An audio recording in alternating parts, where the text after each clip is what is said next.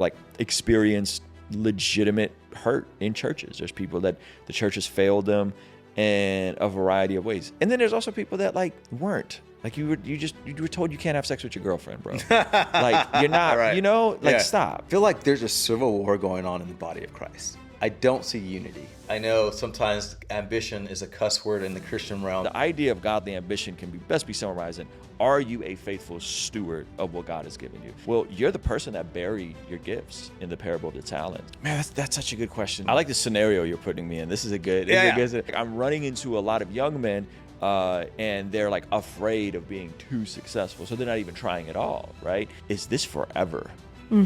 Right? Like, is this our lives forever? Like, are you always going to be on the road? Are you always going to be gone speaking? As an early entrepreneur, I failed is lack of communication. How do you come out genuine and authentic when you're meeting people and try to sniff out the guys who are just trying to pimp your status and ride your coattails? They have zero shame and they will invite themselves to sit at the head of the table. And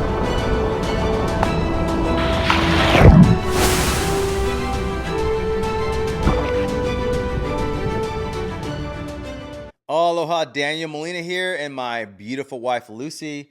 And we're here with another podcast. And man, all the way from California, San Diego. He is definitely popular in the Christian content creation world of YouTube and really social media. He's a great person to listen to hear what does the Bible say about certain topics, social issues, political issues, just really everything under the sun. And he's done a good job. I've been following him when he had like 60,000 subscribers. Now he's almost at 800,000 subscribers, on his way to 1 million, which is amazing because, we always say if you're a leader, then look behind you and see who's following you, right? If no one's following you, then you may not be a good leader. So that's a testament of the work that he does, his team does. And so without further ado, Ruslan. Hey man, thanks for having me. What's up, bro? Hanging out. Thanks for having me. This is beautiful. Hawaii is, you guys got paradise on earth. This is your first time to Hawaii? Yes. Aloha. E como mai, like we say here. Welcome to Hawaii. And you survived your first tsunami threat. Tsunami warning. The timing. Like, what are the odds? Yeah, yesterday was our tsunami. You guys had to evacuate. We did. Yeah, they just told us to shelter in place at the hotel. Yeah, we were definitely on the ocean side, right? Yep. And so definitely had to go find some evacuation, which is not too crazy. It was just down the street, but I'm glad nothing happened and everyone's okay. But it was a trip. I was like, dang, Ruslan's coming in the tsunami. They'll suck if we got hit. You would have been stuck. Yeah, that would have been terrible. You would have been stuck because the airport's it's like on the coast. Yep. Yeah.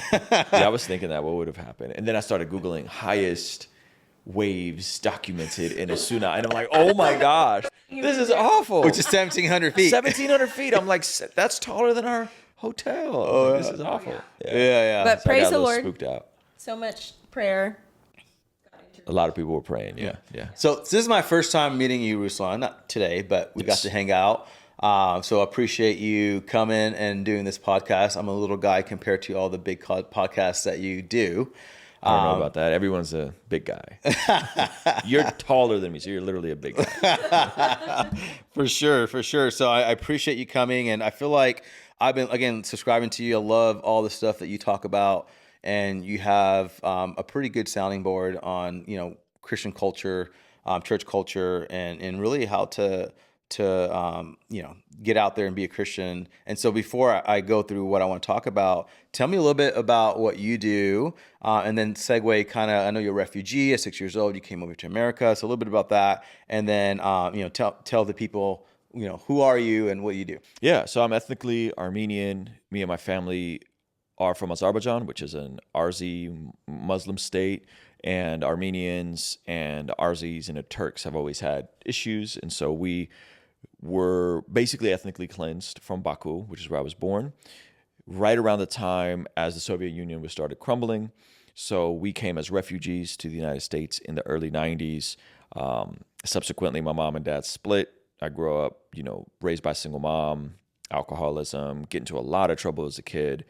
And then fast forward high school, I, get into basketball, get into music, meet a girl because I won a talent show. And the only way I could see her over the summer was if I went with her family to church. And so I started going to church, and that preceded about 2 years of wrestling with the Lord. with every issue under the sun, right? Apologetics issues, personal issues, scriptural issues. And so after 2 years of wrestling, I come to faith at the end of my like junior year of high school, like fully surrender, and continue doing music. After that, meet my wife.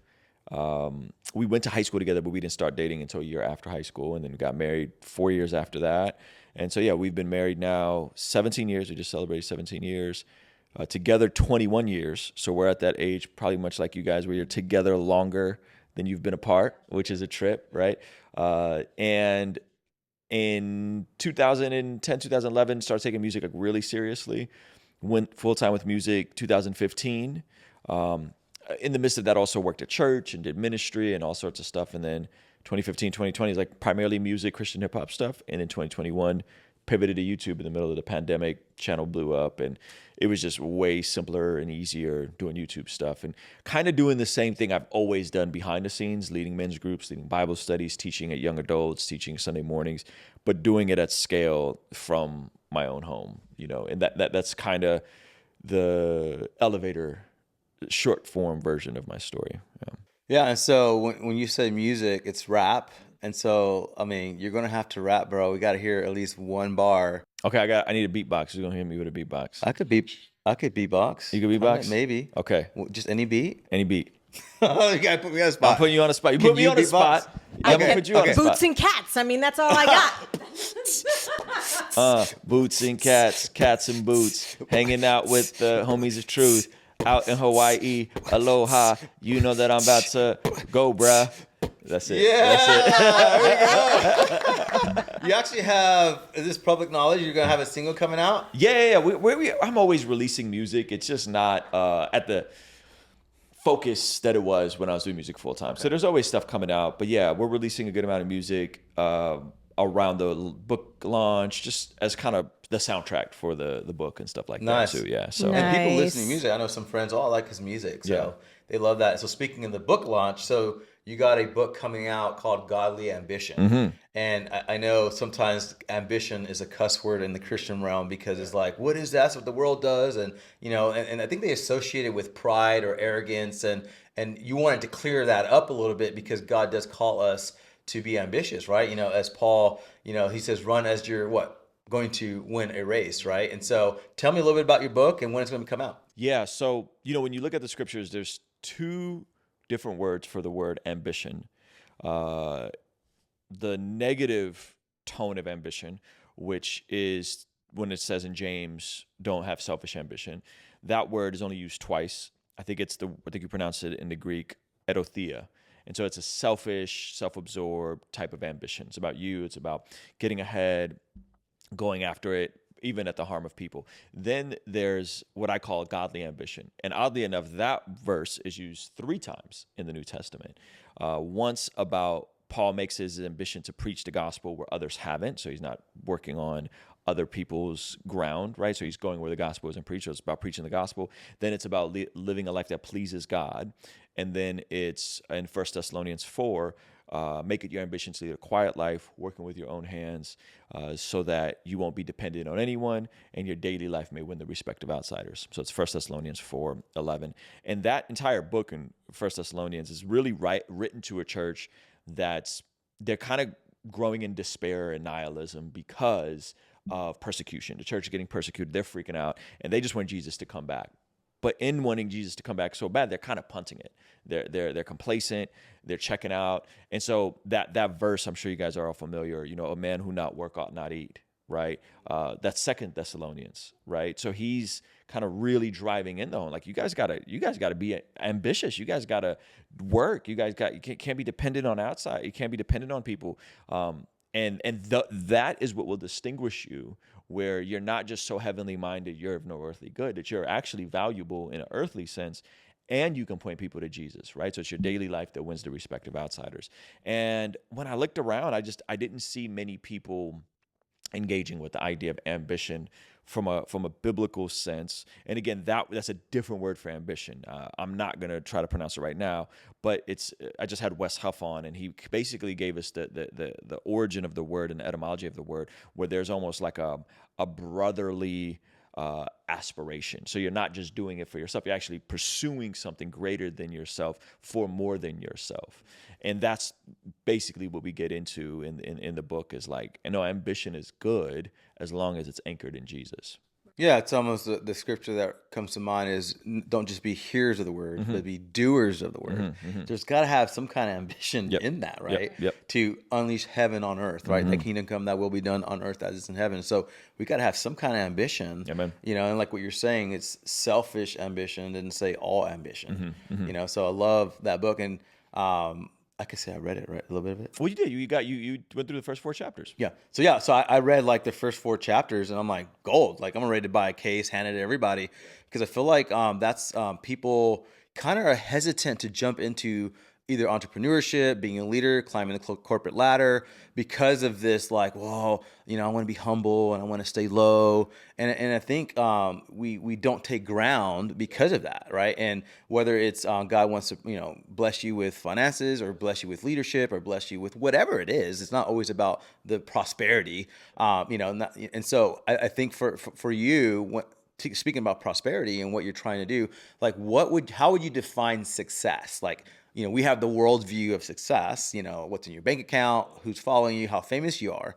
But just hearing you, I know for you care less about the status of success and more about the peace that comes from the right success that God gives you. So can you define what would be success for you? Because we're saying here's godly ambition. And so then how do one achieve godly ambition without doing it for the wrong reasons? Yeah, I think success is going to, from a monetary standpoint, that's going to be relative to everybody, right? Like where you live is going to reflect differently what thresholds you have to hit financially, or what, how many kids you want to have is going to reflect different on all that sort of stuff. And so I think success is going So to I'm be very successful. I had 7 kids. So. but we're straight up, but you have to be. Like if you feel like, hey, God's calling us to have a big family, your measure of success is going to be way different than like, hey, God's calling us to have a big family and we're in Hawaii. Yeah. That's going to look way different. What I meant was, I was successful, and when God says be fruitful and multiply, we were successful in just that. Meaning. Yes. Yeah. And so like that's going to look different than the folks that are, God bless them, living in some part of Kentucky where the cost of living is, a third of what it is in California, right? It's just all of that is relative to where people are at. And so I think that the tough part is people want hard lines in these things where a lot of it is more discernment and discernment, but also stewardship. And that's really where I'm trying to drive people home is the idea of godly ambition can best be summarized in, are you a faithful steward of what God has given you?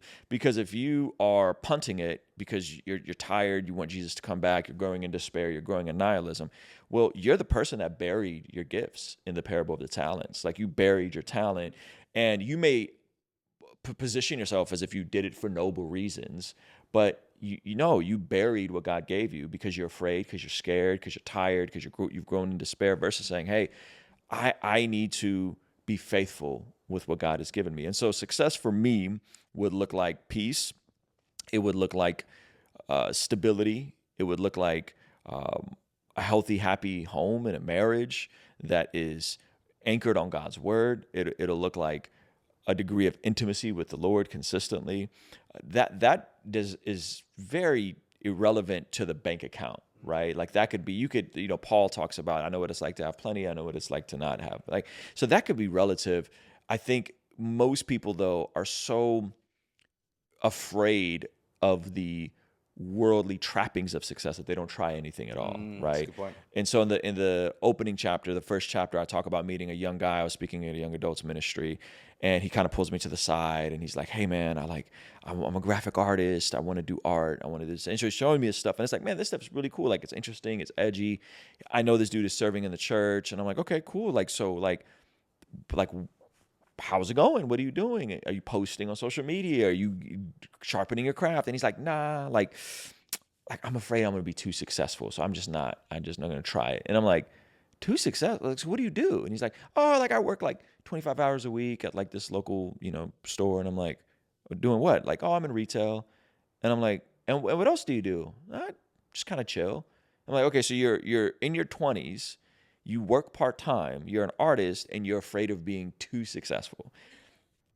how about we just get you to a baseline of like financial stability? Like you're still with your mom, right? And so like I'm running into a lot of young men and they're like afraid of being too successful. So they're not even trying at all, right? This is the equivalent, and I'm gonna pick on the ladies for a bit, but it's the equivalent of the ladies who are afraid to go to the gym because they want to get they're gonna get too bulky. Yeah. And it's like, That's true. respectfully, Alex Hormozy says this. There is a chasm of a difference between where most people are at right now versus being too jacked, Yeah. where you're like ripping out of your clothes because your biceps are too big. Yeah, Like yeah. it's such a crazy chasm of different of scale, and so we're solving for problems that we don't even have yet. You're solving for being too successful, or being too fit, or being too jacked, or being too vain, and it's like, how about we just get you to a baseline of stewardship where First Timothy 5 says, he who does not provide for the needs of his family, especially his immediate family, is worse than a non-believer and is denied the faith. Right? That's a heavy verse. Can we put that on the pillow and Yeah. We're not putting that on Mardell's and And the interesting part is 1 Timothy 6 is where it says, for the love of money is the root to all kinds of evil. So people love to quote that verse, right? Oh, the love of money is the root of all. It's like, yeah, but you got to read that in context of 1 Timothy 5, which is saying you have to provide for the needs of your family, especially your immediate family. So what is that implying? That's implying that your extended family, you should be able to take care of your extended family, your parents and all these other things. How many people can even take care of themselves today, let alone their family, let alone their extended family, right? And so I think we just have so much of this backwards, and I think unfortunately it is anchored on bad theology. It's anchored on we go one of two extremes. We either go name it, claim it, blab it, grab it. God's just going to sprinkle fairy dust from heaven and make you a multimillionaire. Genie in the bottle. Right? Yeah, God's your genie in a bottle. Or we go the other extreme, which is like money's evil, money's bad, success is bad. You don't want to get too successful. You don't want to get too strong and too buff and too jacked, because then you're going to walk away from the Lord. And so we go to one of those two extremes when the reality is like, man, there's a clear call to stewardship in Scripture, and I think that's like, I'm interested in helping people explore that. And are these are concepts that are going to be covered in your book? Yeah. Okay. Yeah, so the first chapter is the whole idea of ambition and people being afraid of being too successful. So we kind of get into that idea. What does that mean, right?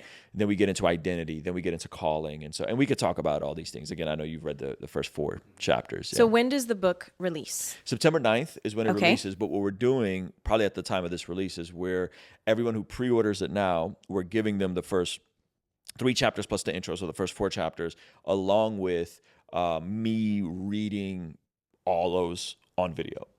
So a lot of folks are like audiobook people, So we're like, hey, get it now. We'll give you the first couple chapters early, and then you could sit in with me while I'm reading it, giving some of the backstory on it as So well. tell everyone where they can pre-order. Yeah, mygodlyambition.com. Awesome. Yeah, mygodlyambition.com. They could pick it up there, and then they could also pre-order on Amazon, Barnes and Noble, all the big stores. Yeah. Another verse that reminded me of what you just said is when Paul says, "Hey, I can't stay here and take care of the orphans and widows. I can't go wait tables." Right? What he's saying is, I can't go find a job to go take care of the orphan and widows, so you go do that. And so to your point, it's like, if we can't even take care of our own family, how are we going to take care of the orphans and widows? Right? And so, like, to your point, ambition, rooted in the right places, right? Which we're going to talk about, how do we have the balance of life? How do you overcome failure? Overcome the risk, all those things. But it's like, you first got to like make sure you're a good steward of the gift and talents. Like, I didn't decide to look this way. I didn't decide to be a Puerto Rican. I didn't decide to have long, I guess decided he had long hair, but I didn't decide what my hair looks like. I didn't decide none of that, right? And so God's saying, I gave you everything you need. Now steward it, right? And to your point is, now if we're taking our talents and burying it, what God's going to do? He's going to take it away and give it to somebody else who stewarded it well, right? So we could get mad all day long at all these people who are successful or who are doing better, but they're actually taking the risk out there and doing what it takes so that they can prosper and help other people. And so how do one overcomes the fear of failure? Well, I think it's even the framing of failure is huge. Like, what is failure ultimately, right? Very seldom do people fail to the place where it's irreversible, right? You're like very seldom are people taking the type of risks that like if you fail at this, you're homeless and you're destitute, right? Like we don't really have that in our society. And so to me, I think even orienting failure as a opportunity to learn something, right? There's certain things, certain risks you're going to take and they're not going to work out the way you would have projected, but the lesson in them is amazing, right? And so I think even saying, hey, sometimes you fail, but it's not really failure. It's more of it's more. Dave Ramsey calls it a stupid tax, right? You pay a little stupid tax, you know, Yeah. and it's like, okay, like I could afford to pay some stupid tax. Sometimes we can learn from other people's mistakes, but sometimes we have to go through the process and experience failure. And I do think experience is often the lowest form of learning. Pastor Benny Perez said that. Meaning you can learn from others, but if you got to always go through it to learn yourself, right? That's kind of a low level of learning. But there's certain lessons that like I think we all may have to walk through to figure out like, hey, God's like, don't put your hand there, the stove's hot. And you're like, but I want to touch, you know, and then you test it. But at least you have that tacit knowledge now where you know, okay, if I do this again, it can really cause more damage. So I think even failure is like, man, like a lot, like I meet a lot of people that are like, oh, I'm afraid to try YouTube. I'm afraid to do social media. I'm afraid to do these things. It's like, what is the worst that can happen? You know, what is the worst? So much of our anxiety and our stress is an overinflated expectation of failure. So let me give you an example. Like we're flying back home tomorrow. We have to be at the airport by, I don't know, 11 o'clock. We're freaking out. We're trying to get back. We're hustling, bustling. And there's this anxiety and I'm stressing out. What if I miss the flight? What if I miss the flight? It's like, what if I miss the flight? What if I miss the flight? Yeah. What will happen? I'll get to stay in Hawaii a couple extra hours. Yeah. Right? Yeah. Like what if I miss the flight and I miss that speaking thing I'm supposed to do at this church? Okay, cool. So I won't be able to speak at the allotted time. Maybe they'll have to swap their conference schedule around. Okay. Then what? What if I miss it and I miss the whole event? Okay, then I missed the whole event. I don't get paid for that event. It's fine. Right? So I think like so many of these things we're afraid of, and it's like, what if it happens? What if you start the thing and you fail? What if you try to do the Instagram thing and it's just a complete disaster? Like so many of these things aren't even that big of a deal, but we make them a big deal and then we freak out and then we create all these problems in our head, and it's like, or let's just walk through it and see what happens. Yeah. You know? Yeah. I think it's Michael Jordan says you'll miss 100% of the shots you don't take. Right. No, it was Wayne Gretzky. Oh, Wayne Gretzky? Yeah. Okay. Yeah. It's like, just try it. You know, and I think another coin, the way I used to say it's like, is a tuition you're paying. And so it's like, if I were to tell you how much money I've lost from bad decisions, I would have a PhD, I'll have a master's degree and whatever. You know, it's like probably a couple $100,000, if not a few $100,000 of just missing it. But I'm shooting for big. It's, you know, obviously the companies I'm running is a little different. And another thing too, I would say too, a failure is only a failure if you didn't learn from it. If you didn't learn from it, then you failed. You failed to see how you could have learned from it. So go back to your failure and say, hey, God, is there a lesson you want to teach here? You know, or am I being a victim? You know, I'm trying to victimize everything and say, well, me. Or it's like, oh, I had a part to play in that. So if I could just adjust that a little bit, that can get better. You know, and so it's like the more failures you have, the closer you are to succeeding whatever it is that's happening, right? And so I love how you frame that. Another thing I was going to say is, you know, how do I stay motivated when I feel like giving up? Well, I think motivation is overrated. Because if I just worked when I was motivated, then I probably wouldn't work very often, right? Yeah. So I think motivation is just like there might be that initial spark, that initial thing that gets you excited, but I think you have to commit and then commit in putting the things in place to get the work done, to do the inputs, because we could do all the inputs, but the outputs we can't control. And so motivation to me is like, I just like, man, I go to the gym when I hate going to the gym. I go to the gym when I'm tired. I go to the gym. Why? Because I've committed to doing the thing, right? I read my Bible even when I don't feel like reading my Bible, right? So I think motivation is a bit of a shallow metric on if one should do something. So I think you have to first figure out what your values are. If my value is health and fitness, then I need to make decisions that reflect said value. And if I make those decisions, then that is broken down. To me, I break everything down into daily non-negotiables. So every day there's a certain number of non-negotiables I have. Reading the scriptures is one of them. Being active in some way, shape, or form. Usually strength training is one of them. 12,000 steps a day, time with the family, right? And so my days are broken down into daily non-negotiables, and I got weekly non-negotiables. Going to church is one of them. Bible study is another one, right? So it's like I have these things that I'm doing regularly, and then I'm not dependent on motivation. I'm dependent on the things I already committed to. And I say, hey, I'm going to do this. It's a non-negotiable no matter what. I'm going to read some Bible today. I may not sit and do an hour-long thing and jump into Greek and go into my Logos Bible software. I might not do that every day, but I'm going to get at least a chapter a day to go through it. And then those daily non-negotiables compound over time. And then I don't have to rely on motivation because I have built my life in these little non-negotiables. Yeah. So what I'm hearing is let's replace motivation with discipline. Yeah. You're just disciplining yourself. It's like, okay, you see the goal where you want to go. Or what are the boundaries? What are the things that can be held accountable? And just be disciplined to follow that. Yes. And then you don't have to worry about motivation, which is kind of what love is, right? Love does not seek its own. Love is kind. Love is patient, right? And so love is people feel like, what's a feeling? It's like, well, I don't feel my way into love. I have to make a choice. Come on. And as beautiful as she is, sometimes it's hard to love her. Hey now. I'm kidding. Maybe sometimes. But, it's like I choose to love. I choose to be disciplined to achieve whatever goal. And a lot of times is get beyond your selfish desires and your flesh and just go be disciplined. Yep. Yeah. And if, again, I think even discipline, like that could be a hard word for someone that's never been disciplined. So like you just need to be disciplined. Like, well, what if I've never been disciplined? Like, what does that mean? What does it look like? Yeah. How do you do that? Yeah. And I think I that's why I like the terminology of non-negotiables, because if I could just do the non-negotiable and then I'm committed to it, I have to then arrange my life in a way that goes, well, what do I have to do to get to the gym tomorrow? Right. I got to kind of reverse engineer a couple things. And then if I do that, I know over time that will compound. And so they're micro habits. They're more micro habits, right? So like I log all my eating. And that's not, sometimes I'm very meticulous with a scale. Other times I just take a picture of ChatGPT, but it's the micro habit of logging my eating every day.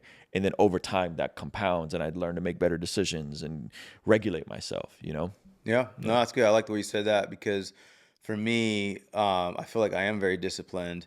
And so I'm assuming it's like other people are.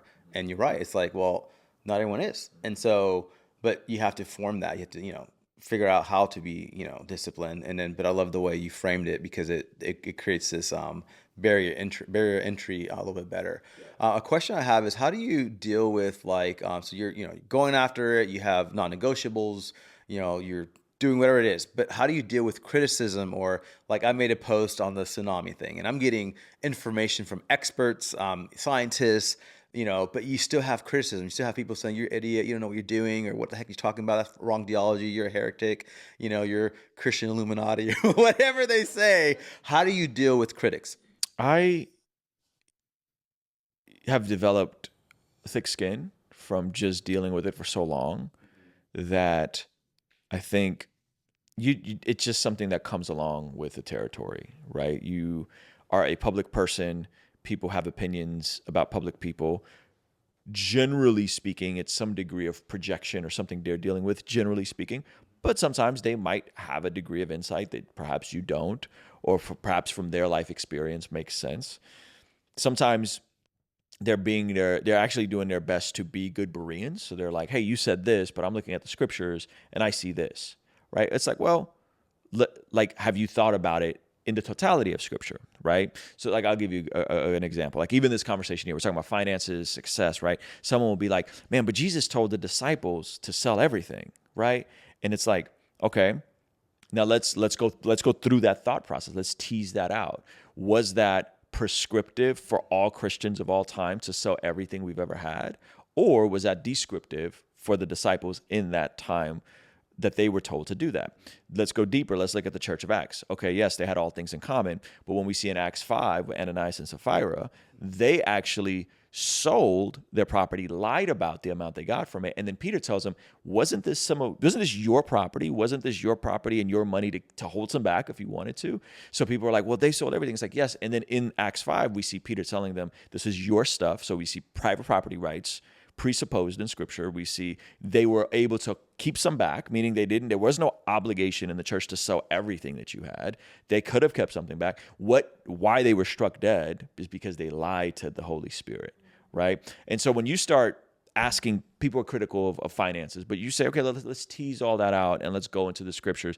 Then people go, oh, maybe I actually had bad theology around it, and I'm reading passages that are describing something in Acts. Another thing about Acts people always forget is they all went to Acts from different parts of the world, right? That church and that Pentecost, the Jews were there from all over the world, so they had to sell stuff to feed themselves. It wasn't that God is saying, and now every Christian ever sell all your things and give it to the poor, right? No, it was they were out of their hometown and needed to sustain themselves. So people will then get into the financial aspects, and you're reading descriptive stories and you're trying to apply it. And then when someone says, hey, you need to save a little, like you need to live below your means. You need to get out of debt. You need to be generous financially. It's like, but the disciples had nothing. And it's like, that's a descriptive story, right? So I can engage with them and say, you actually mean well. You're actually a good Berean. You're actually asking good questions, but you're missing the totality of Scripture in terms of what the Bible says overall around finances, right?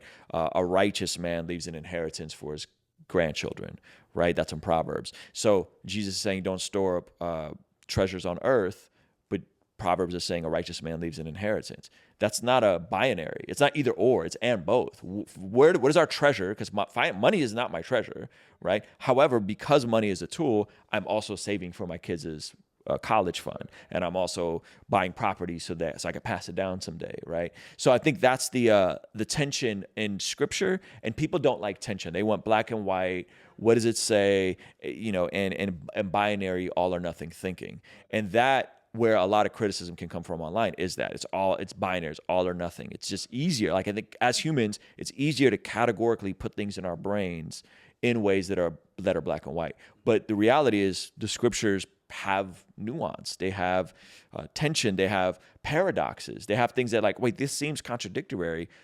Don't store up treasure for yourself on earth, but a righteous man leaves an inheritance. But it's not a contradiction. It's a paradox. There's a paradoxical tension there, and I think Christians are supposed to lean into it and not run from it. So dealing with criticism, you just start thinking, wait, what does this person mean? Are they just being mean because they're having a bad day?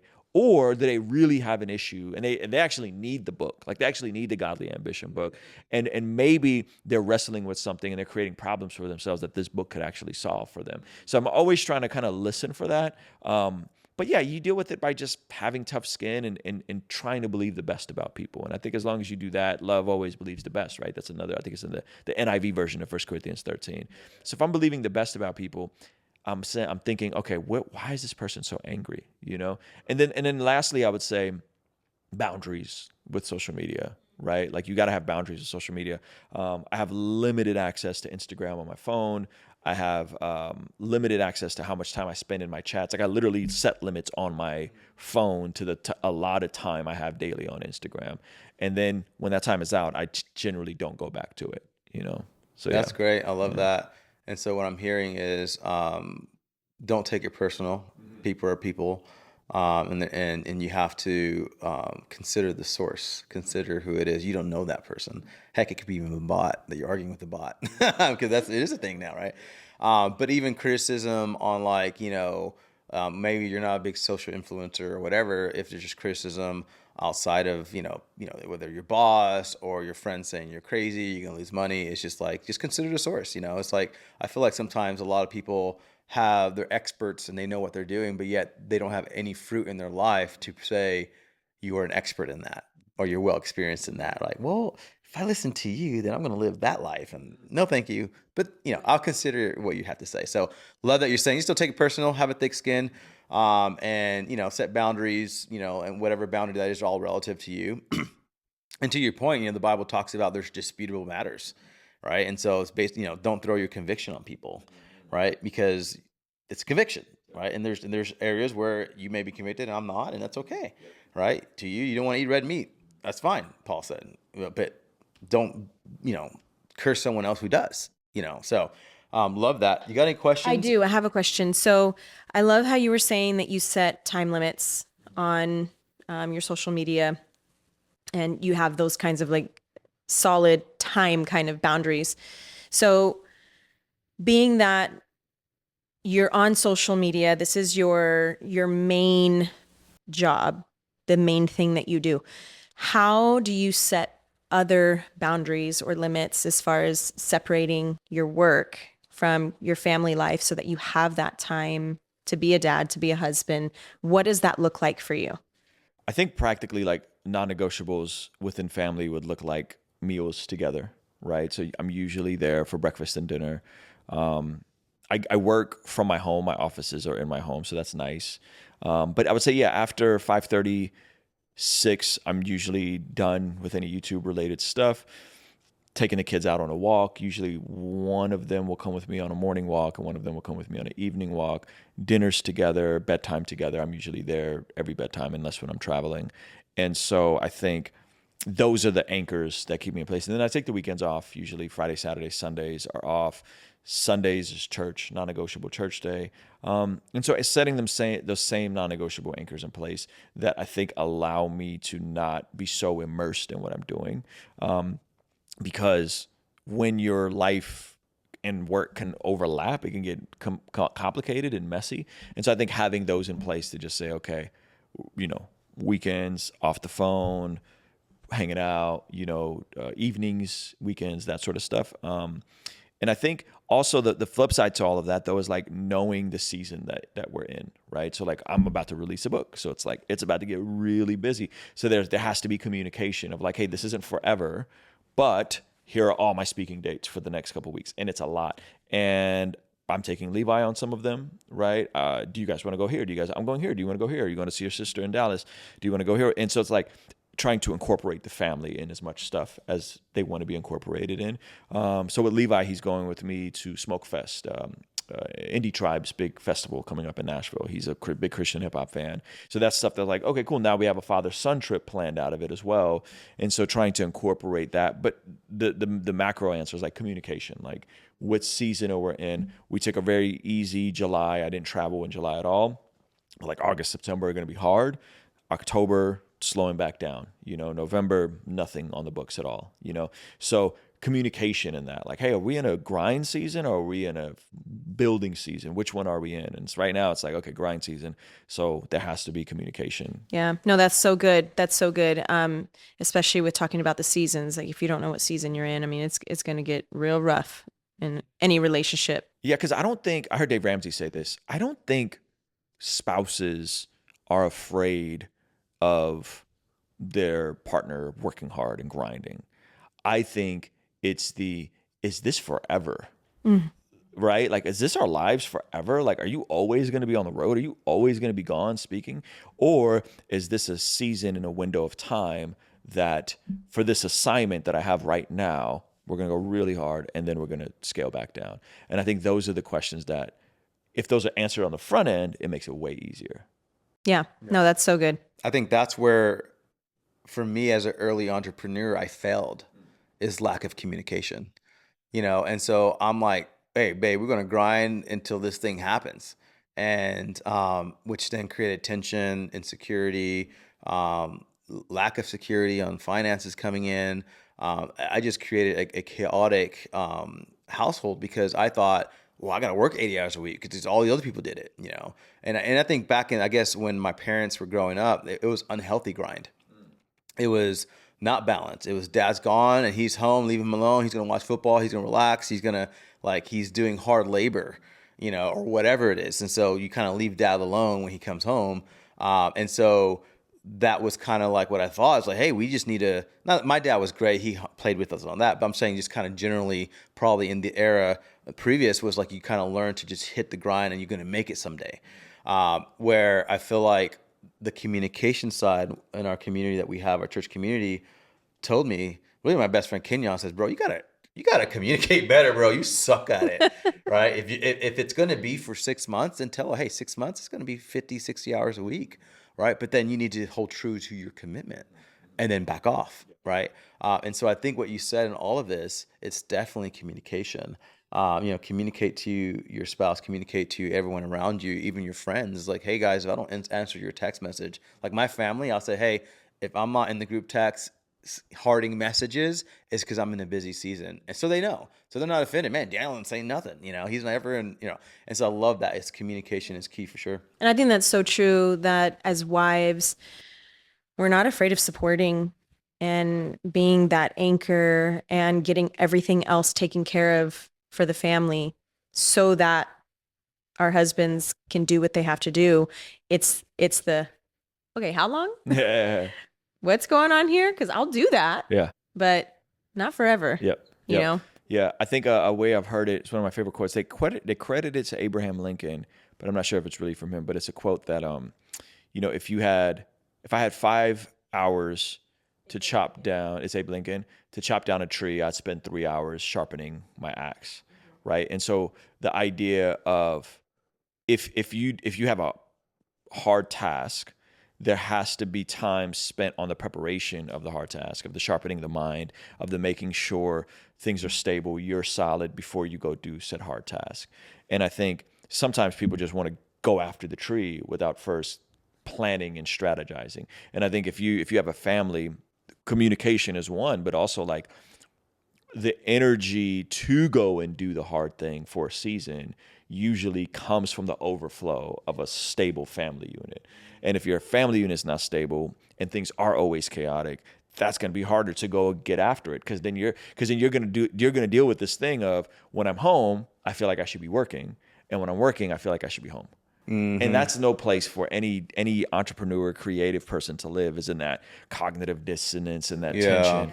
And so you have to carve out the time to make sure like home is stable, home is good, family's good, and then I can go hard for a window of time. Yeah. One thing that I think too that you probably do is that you're intentional and you're in the moment and you're present, right? And so when you have that time, that dinner, that breakfast, that walk, you're not checking your texts. You're not, it's quality time. And I feel like there's this balance. Hey, how you get to balance? And I tell people you can't. There's no balance. It's 40 hours a week of work, and the average family spends around 1.5 to 2 hours with their kids a day, right? How are you going to make up 40 hours with your kids?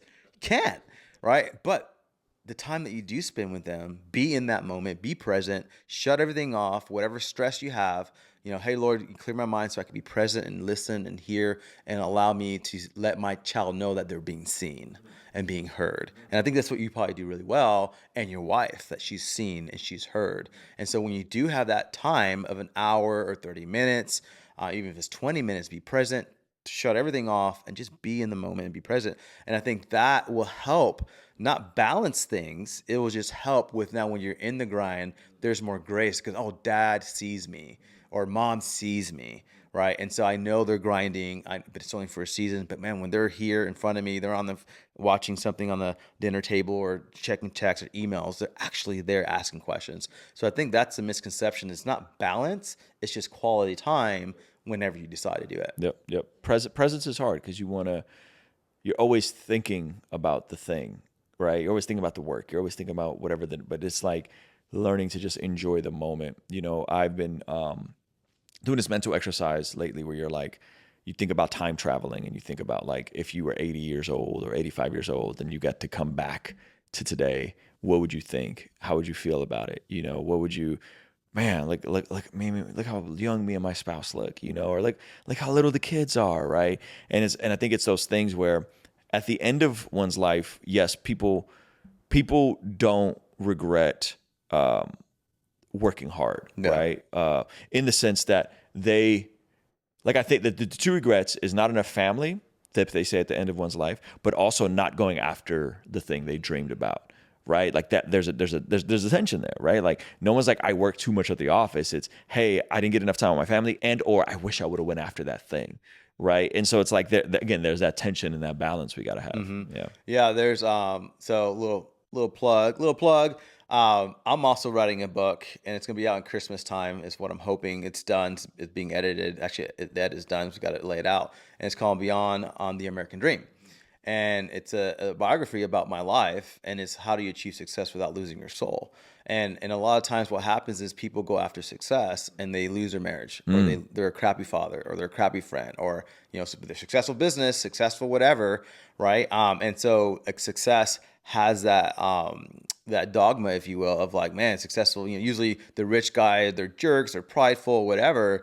And it's because they're going through worldly ambition, right? Versus godly ambition. And so as we're talking about this, and my book is telling how my life, I went from, making $36,000 a year to, having a multi-million dollar company, $3 million, $4 million company. And then now I started another company as, we're over $1 million. And so like, how do you do that? And how do I still maintain 24 years of marriage, 7 kids, ministry, home church? I still have time to meet with people and friends and help their mentor and disciple, like all those things. And I never looked at it as balance. I looked at God gave me the gifting and talents. There's non-negotiables. There's, when I'm there and present, people all the time, it's like, damn, you put your phone away and you sit there and you listen to me. Right. And so people feel like they're heard. And so it's just practices. I call them disciplines, but there's just disciplines that I do, not because I'm a smart guy, because I learn other people do it. Yep. Right. And so to your point, it's like, I don't want to touch the hot stove. I'm going to learn from, people. Oh, okay. I'm not going to do that because that created problems. Right.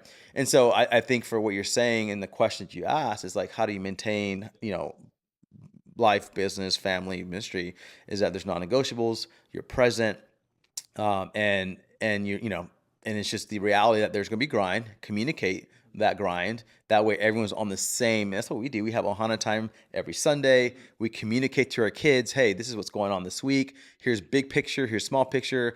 Are there any disputes? Let's communicate. Or some things that are, you got to work out, because communication is key. People think infidelity, finances is the number one reason for divorce. Actually, it's communication, right? Infidelity and finances there's problems in that because there's lack of communication. And so I think communication is key. As entrepreneur, one thing I hated about networking was I felt like I was pimping people. Like, I just want what you have, or I want what you can, the access to what you can give me, right? And so networking seems like, let me see how you can further my career, further me, get me closer to my goal. And so I really hated that. I used to go to all these meetings and all that, network, pass out business cards. What do you do? Elevator speech and or elevators pitch. And so God says, man, stop networking and start building relationships. And if they can do something for you or not, who cares? Which is love. Love does not seek his own. And so how do you come out genuine and authentic when you're meeting people, and try to sniff out the guys who are just trying to pimp your status and ride your coattails? And then you also, because there's a goal you want to go, like, how do you go into these meetings, really build relationship versus networking? Or how do you see both of those things? I think that word networking just comes off like a stale word. Like, it sounds like something from like the 80s or 90s of like the, MLM type approach. Like, we're going to go network. I think certain words sometimes just need to be swapped. I love how you said build relationships. Like, I think building relationships, because when you're building, even that word build, right? It's you're building someone else up. Yeah. So you're trying to figure out, what does this person need help with? What problems do they have that I can solve? Who do I know that they need to meet? How can I help them? And I think if you're going into relationships that way, you're just going to, if you're someone that connects people and is someone that is always looking to solve other people's problems, I think that's going to take you way further than like, who do you know that I need to know so I can get ahead? Like, it's such a weird question and weird way to approach it. And the thing is, when you become someone that is connecting people, building relationships,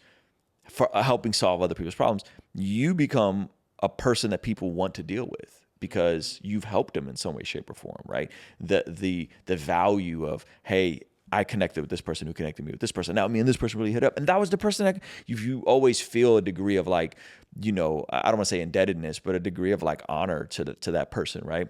And so I think if people approached relationship building with a, how can I add and how can I give versus what can I take, I think that always goes way further than anything you can get from that person. Because it's like, if someone meets me, like, what do they even want? Okay, what do they want? They want to be on my YouTube channel. Like, what is the thing that even if they get on my YouTube channel, just because you're on my YouTube channel, it doesn't really move the needle. Like, you still got to have an interesting story. We still got to have some sort of tension in the conversation to package it well.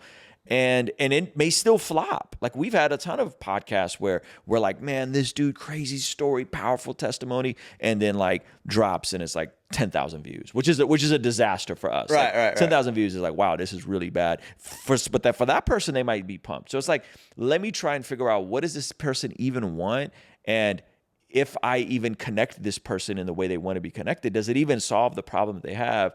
There's actually way more value in the relationship than in the thing they can get out of it. And if I can do it, I will. Like if it's like, hey, this person really wants to connect with this person and they see me as a way to, I don't know, let's just say like they see me as a way to get to George Janko, hypothetically. I'm really good friends with George Janko. George Janko is one of the biggest podcasts. And so it's like, okay, cool. Like someone will ask, hey, can you help get George on my podcast? And I'll be like, yeah, let me ask George. George might say no, or George might say it costs this much, or George might say, talk to my manager. And it's like, okay, cool, we solved it, but it didn't really do what you thought it was going to do. And so I tend to err on the side of like, I probably am a little too open-handed with relationships and asking people and all that sort of stuff, because sometimes you can get the thing and it doesn't turn into the thing you thought it was going to become, right? Like, hey, can you connect me with this person? I can try. They might say no. Hey, can I come on your channel? Sure. Like it might flop and it may not do anything for you, right? And so I think if I maintain that open-handed heart of generosity, I think everything else tends to fall into place. Yeah. You know? Yeah, and it keeps it authentic. Yeah. It's like, yeah, and I would say if someone's like, well, what if I don't have anything to offer, right? In a quote unquote networking relationship, or okay, well, maybe you just give them a genuine, honest word of encouragement that only you can give them. This is what I mean. Like I have a lot of friends who are stellar artists, stellar rappers, 100x bigger than where I'm at right now, right? And I don't want to feature from them, because even if I get a song from fill in the blank of the biggest Christian artist, that doesn't necessarily mean like my music is going to be bigger or better all of a sudden, right? So I don't want that, because even if I got that, that may not solve for whatever I'm trying to do on music.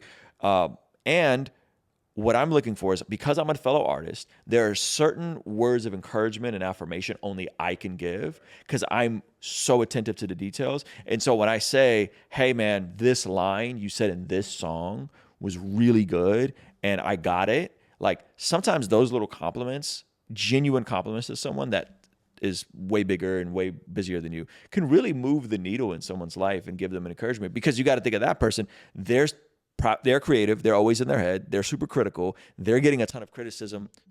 They're getting a ton of criticism from the world. So sometimes that one really genuine, heartfelt compliment can really move the needle in someone's life. Yeah. You know, I think a real life example of that is Remnant Radio. I forgot the guy's name, but Yeah.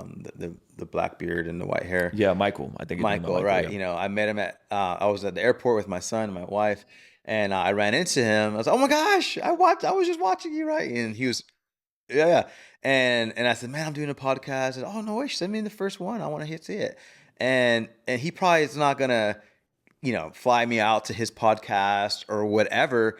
But he listened to my first podcast, and he sent me a video, audio. Hey man, you're natural. I can't believe this is your first one, and just encouraged me. And I wasn't looking for that. He just did that. And then, I never heard from him again, right? Which is fine. But it's like, that's what you're saying. It's like, even someone like him who can't really, he's not going to try to network for me and get me all these podcasts. I don't ask him to do that. But just kind words like help me motivate. Okay, I'm onto something and I'm moving forward. And so to your point, if you have nothing to offer, then just words of encouragement. Yeah. Edify the bride. Yes. Yes. Words of encouragement is huge. And then I'd say the last part is, it's better to be invited. Don't sit yourself on the head of the table. Come on, man. And so many people, especially now with social media, they have zero shame, and they will invite themselves to sit at the head of the table. And that is a big biblical principle of like, dude, trust me, you want to be invited. You don't want to ask. It's not as cool. When you're invited and you're like, oh, like, no, like these people really want me here. Yeah. Versus asking, I think is, yeah. Yeah. Yeah. No, it's so that's good. hard because, it's like this balance of like, well, if you don't ask, you won't get a chance. But then, man, just do all the right things, be around the right circle of people, and God will open the door. And your gift will make room for you. Yeah. If you are of utility, meaning like you're actually, and that's a tough thing for certain people, right? Because you have to have a degree of usefulness to be in certain rooms, and if you don't have that, you may not get invited in those rooms. And so you have to be okay with that. But if you're willing to commit to building up a craft and being disciplined, like usually your gift will make room for you to be in the room with the right people. Oh yeah. Yeah, for sure. I do want to comment, as we're speaking about so many people on social media. I feel like there's a lot of people that get on social media that really don't have a whole lot to say. And when we were thinking about starting the podcast, which is really interesting, years ago, I told him, I was like, I have this vision of us. It's like we have a reality TV show, but it's not a reality TV show. I was like, I don't know what I was seeing. It was like, we're just talking and we're talking to people. And I kept describing it. And he goes, a podcast? And I'm like, I don't know. What is that? Like, I had no idea. I was like, but this is just what I'm seeing. And there's just like real life conversations. But I was telling him, going back to what you were saying of the worry of making allowances for things that haven't even happened yet. But I was like, I don't even know if that's going to be useful. I was like, I think there's a lot of people already out there and they're just making noise. I was like, we don't need more noise, more people talking, unless you really have something valuable to say. And so I just wanted to comment that your podcasts are super valuable and so useful, and it's not noise. My oldest, she listens to you, which is awesome because she's getting into a lot more of just really finding how to defend her faith, and how to be more bold with that, because she's a very reserved person. And I think just listening to your podcast, and she listens to a few other podcasts where they're really going out and discussing the word and things that are happening in the world. And then especially you going, all right, this is what's happening and this is why it's not right, or this is how it's coming against the word, or this is why it is right. It's been super helpful for her. So I just wanted to say thank you on that end. Well, thank you. And then also, so my question, I know we were talking about how you were starting out in music, and then where was the transition to go into full-time podcast? How did that happen? Yeah, it was very gradual. So it was more like, okay, when you're doing music full time, it's very difficult to just do music 30 or 40 hours a week. Like no one's really working on music 30 or 40 hours a week, because so much of music and art is from an overflow. It's like that whole like sharpen the axe thing, right? Spend more time sharpening the axe and then art comes out. But no one's like sitting there painting for 40 hours a week. Like you have a limited capacity when you do creative stuff, right? Whether that's video editing, whether that's recording. So I had extra time and I thought, okay, well, this would be a good time to do a vlog. And so I put up this vlog. I did a couple episodes of it. It's called My Day as a Full-Time Rapper. And it was, hey, I'm a full-time artist now. June 1st, 2015, I shot my first episode. And that was like enough of a taste to start releasing stuff there. And then that evolved. And then what happened was in 2019, I was doing shows, music stuff. And I kind of brought like a little setup like this, like a mobile setup just like this, just with me whenever I traveled, would set it up. And all my friends that I was doing shows with, I would just set up and interview them in the green room. And it was enough of a commitment that it wasn't too much, but it required a bit of sacrifice. And so any show I did, I would just like, hey man, like, I don't know, I had like 1K Few and What Up RG and like all my like Christian rapper friends that were on the podcast. And what I did is 2019, I did a bunch of those and then I clipped them. And so every day in 2019, I released one clip. And that was like the frequency thing, right? Is once you start doing more, you get more feedback and you start figuring out what works. It's more at bats. You go to bat, you figure it out. Oh, okay, I struck out here, or I got on base, or I hit a home run. And so every video was another shot at bat. And then I would start seeing, okay, this is what worked. This topic hit this. And so the frequency gave me more chances helped me learn faster. And then in 2020, I was saying, hey, I think I want to start live streaming, but I want to go inside of the YouTube editor and chop down the clips right inside of the YouTube editor right from the live stream. I want to eliminate as much friction as possible. Because remember, if I'm a one-man show, I got to take the memory cards out. I got to sync the audio up. I got to put it in the computer. I got to chop it all up. It's like 8 steps. And all that adds up. If you're a one-man show, all of that adds up. You're exhausted. So I said, what if I just go live and everything is already synced up, my audio, my video is synced up, and then I went into the YouTube editor and I would hit topics that either my audience or whatever was trending, and I would chop those into individual clips, and then I would do more than one video a day. I would release more than one video a day.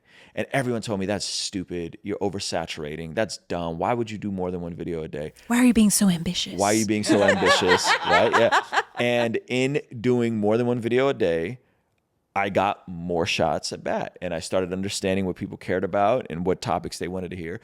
And so, at one point, 2020, end of 2020 and beginning of 2021, it would be sometimes 4 or 5 clips a day that I was just chopping up. Wow.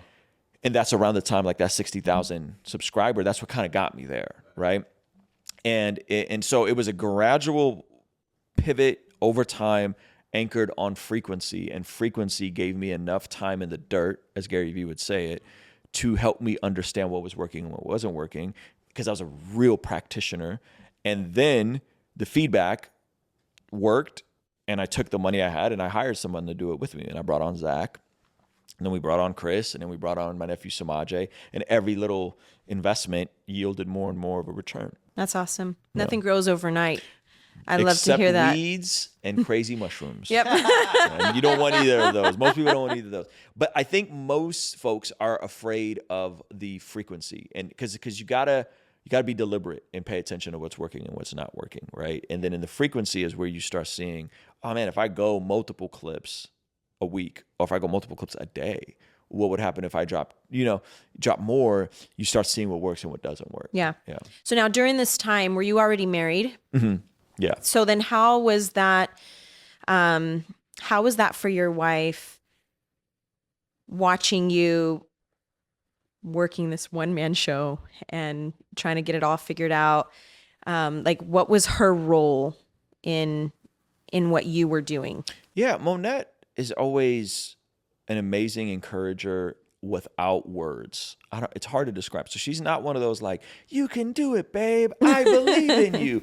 It's more like, hey, like, you've done this before. Like, there's nothing in it. Like, you've shown that you can do incredible things. Like, keep going. Like, keep doing this thing. And so it was less of not what she said, but what she didn't say. And I think she read the room and was like, oh, like, man, if he figures this out, he won't have to do music. If he doesn't have to do music, he doesn't have to travel. This makes it very convenient for him to work out of his home, and it's utilizing his. I'm not even saying she thought of it that consciously. Right. I think she just saw it, and in that gave me permission to go at it. And then every time she gave me permission and the freedom to do it, it just became more and more fruitful. So it's one of those, like, 2021, it was a grind season, but it's also during the pandemic. So it's like everything is on lock, everything is locked down. And so there wasn't a whole lot we could do anyway. So I was like, okay, I got all this extra time because I'm at home, and let me just go hard. One stream a day, take that one stream, chop it up into 5-6 clips, schedule all those 5-6 clips as individual videos, and then I could see what would hit, just sheer volume and frequency. Yeah. Yeah, it's been great being around her and spending a little bit of time, because I can see just from the small amount of time that I've been with her is that she's incredibly insightful, and she's just the type that she's super supportive, and like you said, not so much in words, but just she's like, hey, I'm just here, whatever you need. And so I see she's a great encourager in lifting you up to help you succeed. And in that's success for her too. And like I just see her as she's a super successful woman with incredible things to say as well. Yeah, So, and she gets the flexibility, to homeschool our kids. She does an amazing thing called KKPC, Kids King Production Choir, where they get to pour into kids through it's like an 8 to 12 week weekly production that they then perform. And so they're getting so much scripture and verses memorized, and just seeing her flourish in those areas has been really fun. And then being able to help in some of that in terms of connecting her with, hey, there's this curriculum we want to do, and can we get the clearance for it? And I'll make a couple phone calls and help out in that regard. And so yeah, it's been super cool. But yeah, she's it's interesting. Yeah, I've never really thought about it. You just made me think about it. Yeah, an encourager without words. I think there's something there. I think too, man, like I've been around a lot of people influence, people not influence, and you could kind of tell the spirit of people, the spirit of the kids and all that stuff. And obviously I'm not trying to make your head bigger than what it is, but I'm just kidding. But I feel like, man, you have done a good job with trying to develop this career and not leaving your family behind. And the reason why I can say that is because I'm interacting with your kids, and I feel like like what I sense in the spirit is that they're loved, they're confident in who they are, and peace. Like there's peace that's coming with you wherever you're going. Even your wife just carries peace so well. A lot of times, I've been around people influence and they don't have that. They don't have that all around holistic success is what I love to say is, are they good character, have good character? Are they a good husband, a good father, good business person, all that. And I feel like holistic success is what my book is more about. Is hard to find, and so when I'm recognizing it in your life, Yeah. Obviously the little time we get to spend, you can hear a lot. If you tune with the Holy Spirit, you can hear a lot. And I just see, man, your kids, are fantastic. Your little girl is so dang cute, right? And just the confidence, and they get confidence because they know they're loved. They know they have security in their family and their father and their mother, and even trying new things. And if you say it's okay, then I'm trusted. Where other kids are like, no, no, no. And so I just want to say, well done. Thanks, man. Well done for having that peace. That's a great compliment. And that's what you even said was success. That was your number one thing was peace. Yeah. The peace, man. You carry it. I see it. And with everything that's going on in your schedule, you don't even see it. Yeah. You don't see the stress and all that. You see peace. So Yeah. good job. Thanks. That's hard to do. Thanks. Yeah. Kids are great. They're sometimes a little too confident. they think they can do anything. Jumping off the top Yeah, of that the was boat. crazy yesterday. He's just jumping off the top of your boat. I'm like, dude. Yeah. And he's the funny thing is like, he's not like a thrills guy. He's not like a roller coaster guy. Yeah. Levi's hilarious. Yeah. I want to ask a question maybe for women. And how do you guys come together to make hard decisions and big decisions? And does she just trust you and say, hey, I trust you, just make it? Do you guys come together and say, hey, here's before us, you could do A, B, C. How do you know which one to pick? There's like, okay, when we both have peace about it, do we seek counsel? And then we ask, like, how do you come about like when there's an opportunity that's big, is it like, how do you come with that decision and say, hey, let's move forward? Give me an example of what like a big decision. So it would be like, hey, I got a record or a deal. Let's say, hey, I got a company who wants to take over my podcast, and they're going to pay me $2 million to do it. Or I have, but then we're going to have to like give a little bit more control over to them. I got you. But they're still going to try to stay true to who I am and all that. I may have to travel more. But I can take you guys, I'll fly you guys out. It'll be more chaotic versus, hey, let's stay the course. And maybe it's not a $2 million upfront deal, but this is still true to who I am, true to our goals. This is kind of our goals, but not really. It is because it's money, and it's going to perpetuate us to, I like the scenario you're putting me in. This is a good, $2 million deal. Let's go. Is he speaking prophetically? Hey, you know what? We don't know, but it's like sober minded, right? When you're sober minded, it's not here. How for me, it's like, I know what deals not to go. Number one, because we're so in line.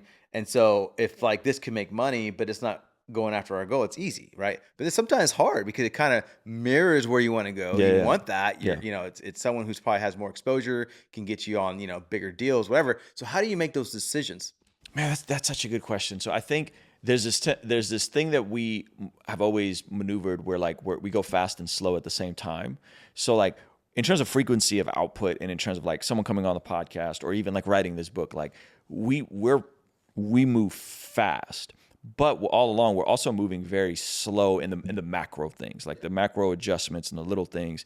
Those are very subtle. So it's like being a jet ski and a cruise ship at the same time, right? So we're very careful with how and why we change stuff up, but we're also very fast in frequency. And when we want to move and we want to get stuff out, hit the gas.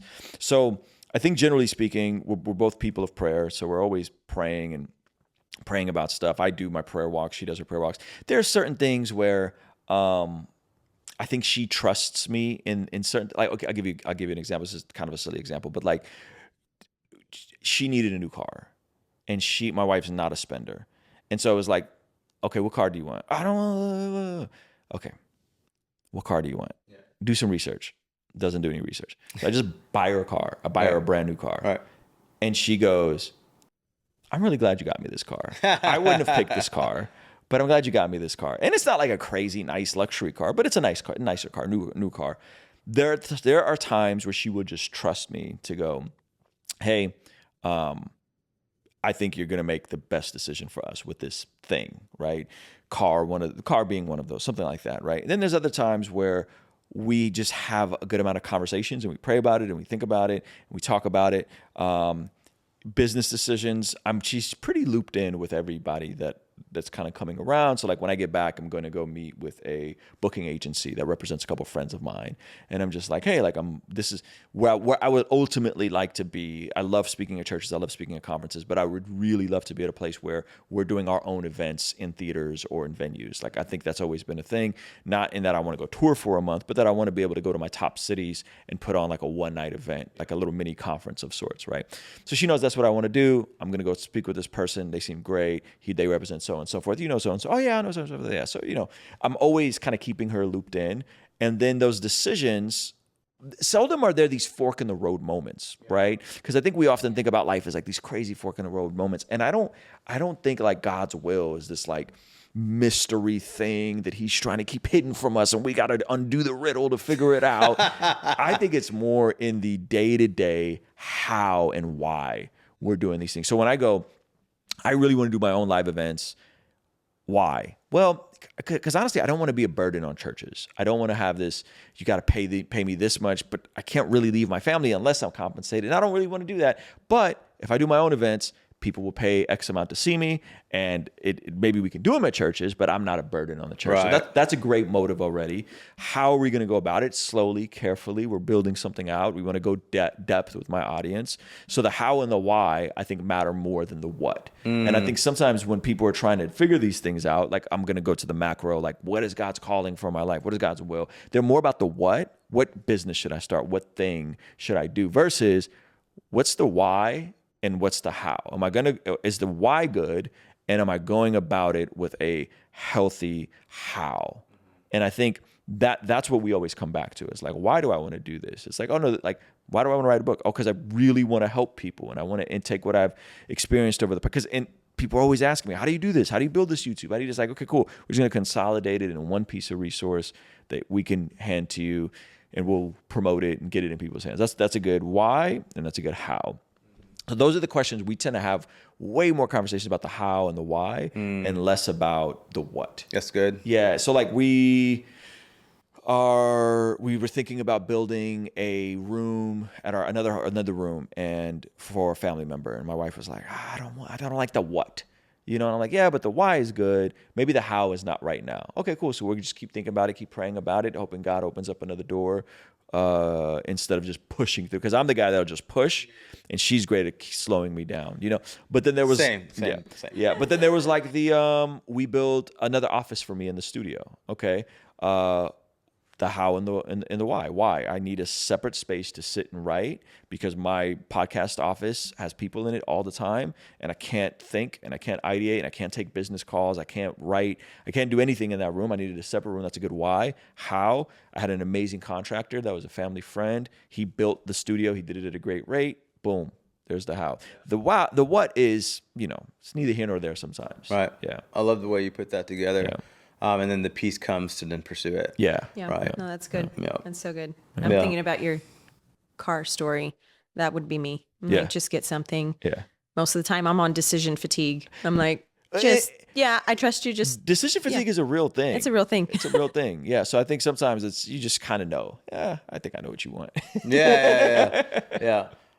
It's funny that you say that. I'm the same way. I plowed out through everything, and that's what got me in trouble a lot until I was able to say, "Hey, babe, what do you think about this?" Because he's the balloon, the helium balloon that's way up in the sky, and I'm the weight. are you trying to say I'm full of air? You need to find another analogy. I'm a kite. Okay. Okay, you're I'm a kite. You're a kite, but balloons Get usually have flying the with little the wing. wind. You know what I mean? Flow with the wind. That's Holy right. Spirit underneath my ears. Yeah, yeah. It's okay. That's why I'm here to kind of bring you back down to reality sometimes. Right. So the last thing I want to talk about, and maybe this is a little controversial, we'll see, is mega church, home church, middle ground church. There's just kind of like civil war going on. Little apologetic. Sorry, babe. I'm just kidding. It's all right.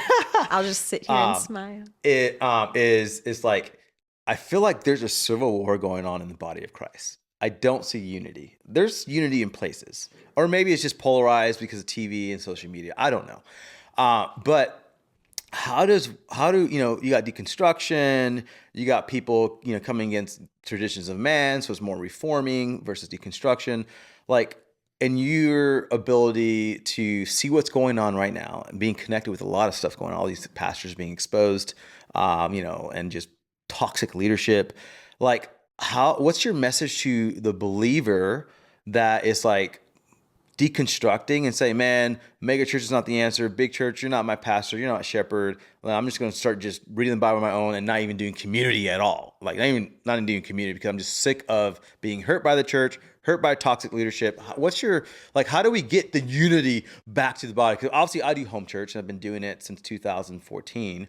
I was a part of big mega churches, but then how do you like speak into people like, hey, all those manifestations or rather expressions are legit. So how do you like speak to those guys who are like really deconstructing and just like going the wrong way? Yeah, I think there's a difference between deconstructing and reconstructing or reformation. I think you used the word reformation, right? Yeah, I think there's a difference there. And I think sometimes we're using the different terms to say the same thing. So if someone's like deconstructing and it's leading to deconversion, I would be just curious and why. Like, what are you anchoring your faith on? Because are you anchoring it on a system of church? Are you anchoring it on your leadership, on a model? Or are you anchoring it on Jesus, right? So I would, just be curious. Why? What do you mean, right? Now, there's people that have like experienced legitimate hurt in churches. There's people that the church has failed them in a variety of ways. And then there's also people that like weren't. Like you were told you can't have sex with your girlfriend, bro. Like you're not, right. Stop. Like right. You were told that this lifestyle is not congruent with God's word and God's ways. That's not the same thing, right? And so I think it's like let's get to the bottom of the why of what you're talking about. And I think once we get there, that with clarity leads to confidence. Yeah. So let's get clarity first, and then we can deal with the issues above the deeper issue. And there's a big spectrum of why people are dealing with these things. And I want to be sensitive to those and say, what is it? Why, how, we're finding out there's a ton of folks who have seen really bad leadership, mishandle things and mishandle them and mishandle finances and all that sort of stuff. And those are real issues in the church. And there are other things where like, man, you don't vibe with this denomination. You don't, this isn't really your cup of tea. That's okay too, right? So I think we gotta get to the why of those things. I think with regards to mega church, home church, I think it's and both. I think any good mega church will have great home churches. I've never seen a mega church that's crushing not have great community. Yeah. I always point to North Coast Church in Vista, the church that planted our church, Rhythm Church in Oceanside. And at more often than not, the vast majority, I'm talking 90 to 95% of their church is in small groups. And they even go through seasons where there are more people that attend a weekly home group than attend a Sunday morning. Yeah. Which is really phenomenal. And you're talking about, this is one of the biggest churches, I think one of the biggest churches in San Diego, north of 20,000 on a Sunday, right? And all those folks are in a small group, or the vast majority of those folks. So I think that is huge. I think I end up meeting different megachurch pastors that aren't celebrities, right? So like a Pastor Chris Brown, a Pastor Ed Newton out of CBC San Antonio. These are not folks that have massive platforms or book deals or whatever. And you start finding that like, man, their staff loves them. The people at their church are getting led and fed. They're in community, and there's opportunity for them to grow and serve and develop their giftings. And I think the church can be a great model for that. Like I wouldn't be doing what I'm doing now if it wasn't for a local church saying, hey, try the sound. then try the video, then try teaching, then try this, then try that. And it all culminated. So I think the church is a huge vehicle for that. So when I look at Acts, I see and both. I see 5,000 people get saved and they're meeting at Solomon's porch. And then I also see they're in homes. Yeah. Right. So I think it's the and both. You see the church underground, but then in the late 100s, the moment they could meet in buildings, they met in buildings. Right. Because there was less persecution. 357 Constantine. Yeah. No. Well, they met in buildings way before that. Yeah. 357, it was when like the church and the order and all that sort of stuff. You think about the Council of Nicaea, but they were meeting in buildings in the late hundreds, because it kind of eased up. And so I think I've always seen it as and both. Like I got a men's group. I have a small, tight-knit of community and pockets of community. But then our church, is, I don't know, 1,200 people right now on a Sunday morning. And so I've always seen it as and both, but I think some people may need a degree of home church for a season. Some people may even need a degree of like high church or high liturgy church for a season. And I go, man, God is beyond any one system of how things are done and is more moving and showing himself through all sorts of different ways. And I just want to be in on what God is in on and not be super critical of like, it has to be this way or it has to be that way or it has to be this way. And yeah, I think within the last 3 years, I've grown a bit more compassionate and empathetic towards leaders who have to shepherd massive congregations and go, whew, that's a tough job. I want no parts of your job, but I think you're doing a good job. And I want to be honoring to that. And I feel like there's a changing, you said Civil War. I feel like there's a changing of the guard right now. Like in the macro institution of church, like the folks that are coming up now that are in their late 30s, early 40s are very different than the folks we had when we were in our 20s and the folks who were running churches. I feel like they're a bit more down to earth, more approachable. Like at North Coast, for example, like there's no green room. Like the lead pastor of this 20,000+ church is just hanging out every church, right? Every service, he's out, he's approachable, he's hanging. And so like, I think some of that is shifting in real time. Like, I think we're seeing some of this, not celebrity pastors as in they're pastors because they're celebrities, but like they carry themselves like celebrities. They hide out in the green rooms. They're not approachable. I think that a lot of that is just dying. And I think it's good. I think it needs to die. Yeah. For sure. I love the way you frame that. It's and, right? It's never, but or, and I think too, where my beef is usually is when you make Sunday the main thing versus community and breaking bread the main thing. Mm-hmm. And I think what I'm hearing is that your church makes all of it the main thing, but community, because if you don't do community, then you're not really knowing what's going on in people. Yeah. And there's a lot of churches that just do Sunday and that's it. Yep. Or just anything that they do, the event's always at church versus really trying to bring people back in homes, break bread with people. That way you know what's going on in people's marriages. That's way you know what's going on in their lives and you can actually rally around them and edify and build them up, right? Yeah. And so that's what I'm hearing your congregation does, which is awesome. Yeah. Yeah, we do that in a lot of community pushes towards serving the community and then just being in community. And listen, at the end of the day, like as a follower of Jesus, like it is my job to make sure that I'm in community, I'm being fed. It's not the pastor's job to make sure I'm being fed, right? Like I'm a grown man. Like I got to get my Bible everywhere. Now, if you're a baby Christian, that's different. There should be opportunities for you to get in a small group, to be fed, and to at least get the basics on a Sunday morning. But at some point, like this idea of like, I'm not being fed. It's like, are you feeding yourself though? Because I don't, I love my pastor and I think his teaching is amazing and I take notes and all that sort of stuff. But the vast majority of my nourishment doesn't happen on Sunday.